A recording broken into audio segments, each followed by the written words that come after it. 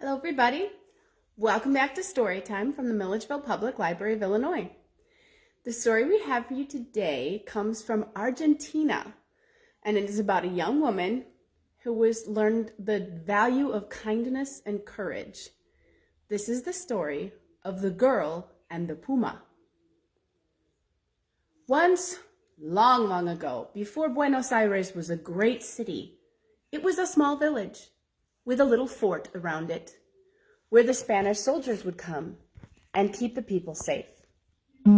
Well, in this time, things were not well in Argentina. For unfortunately, when the Spanish came, the settlers came and they took the land.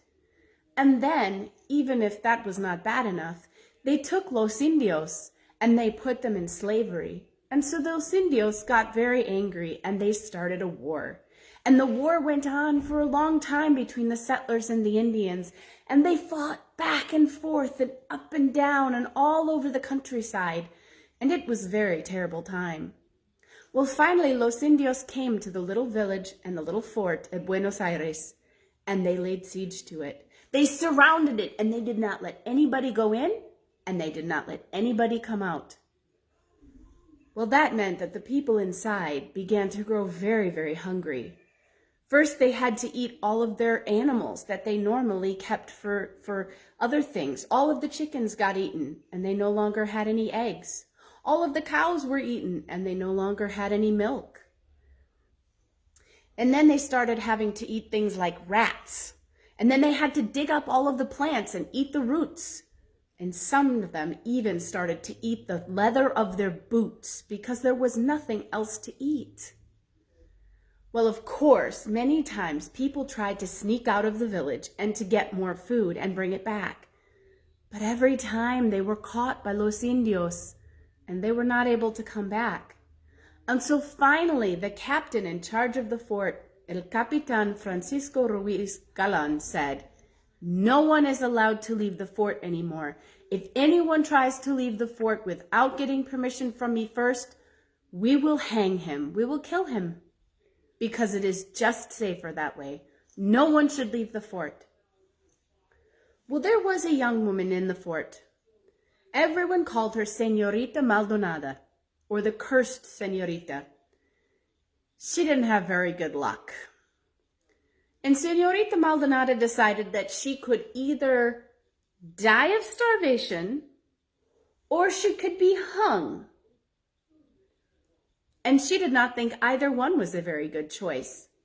And so one day, just in the afternoon when it was very hot outside and all of the Spanish would lie down and take a little siesta until the very hot part of the day was over, Señorita Maldonada decided to sneak out of the fort and go looking for food because she was dying of hunger and she just needed food.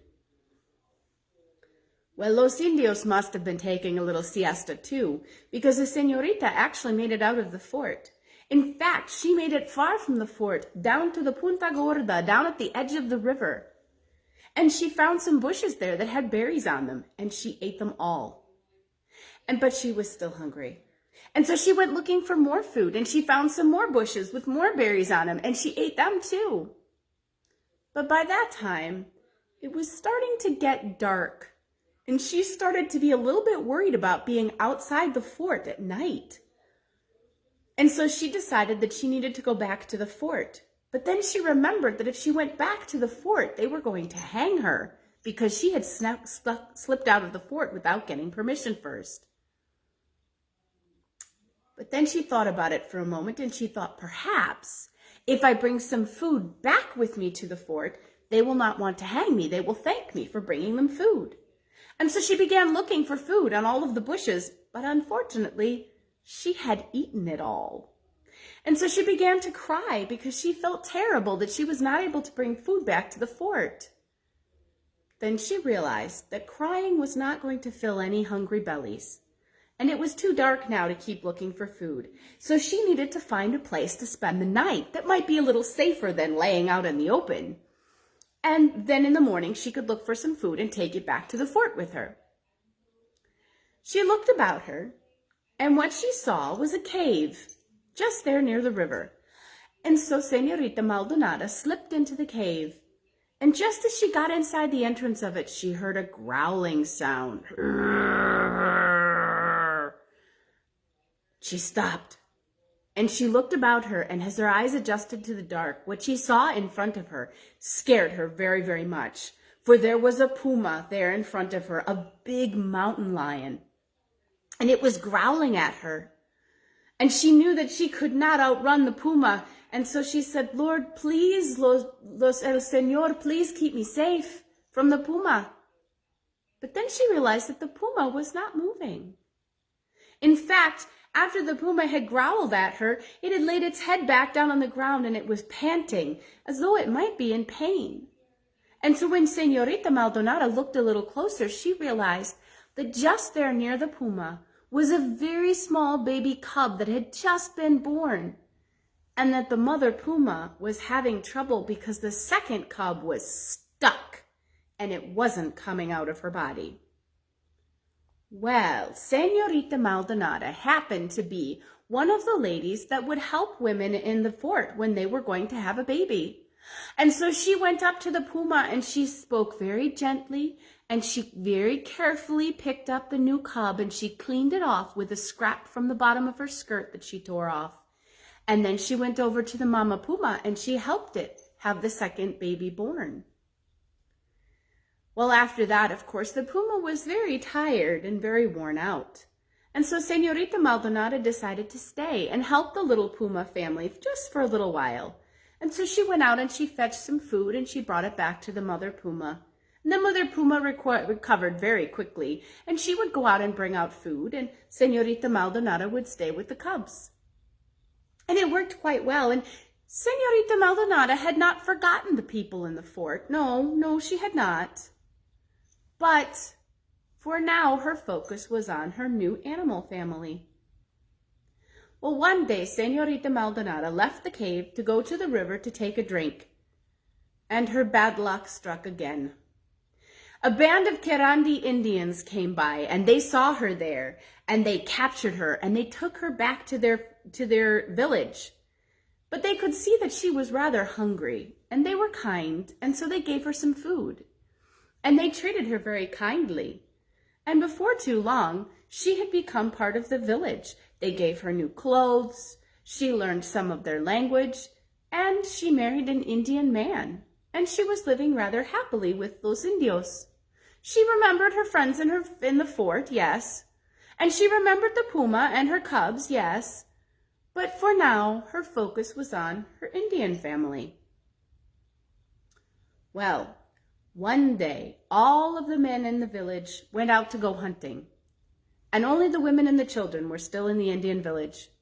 And suddenly, a crowd of Spanish soldiers came from the fort. They had escaped from the fort, and they were raiding the village looking for food. Well, all of the Querandi women and children ran into the woods to stay away from the soldiers. But Señorita Maldonada recognized them, and so she walked towards them and greeted them in Spanish. Buenos dias, señores.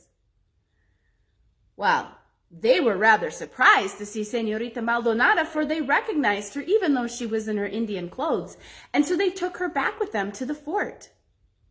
El Capitan Ruiz Galan was not happy to see her. He said, I told everyone they were not to leave the fort. She said, I was dying of hunger. And he said, we all were dying of hunger. Orders are orders. You must be hung. Oh, you are crueler than los Indios and crueler than the puma. They took care of me. They treated me kindly. The people began to grumble, for they had all heard Señorita Maldonada's story, and they were not happy that Capitan Ruiz Galan said that she must be killed. So finally El Capitan said, fine, bueno, I can be kind too. I will show you this. We will not hang you. No, we will take you out and tie you to a tree outside the village, and then we shall see how kind the wild animals and los Indios will be to you. And so they took her out to a tree that was 5 kilometers away from the town. That's quite a long way. And they tied her to the tree and they left her there. And then they went back to the fort.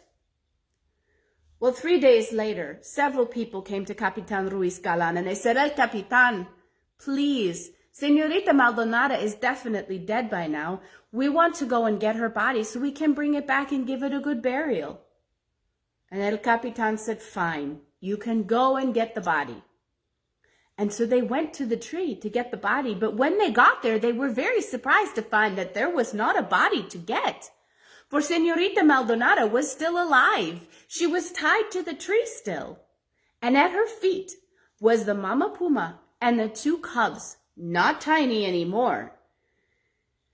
And when the people came closer, Senorita Maldonada spoke to the puma and she left. And they said, how are you still alive? And she said, well, the puma and her cubs came and took care of me. She brought me fruit and berries to eat. She cleaned me with her tongue, but she is an animal. She could not untie me. And so very happily, they untied her and they took her back to the fort. And they begged Capitan Ruiz Galan to let her stay. What else could he do? He had to let her stay. And from that day forth, they no longer called her Senorita Maldonada. Oh no. Now they called her Senorita Bien Donada, the blessed Senorita.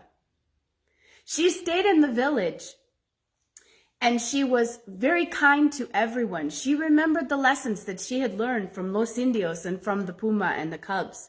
In fact, she stayed in that village for so long.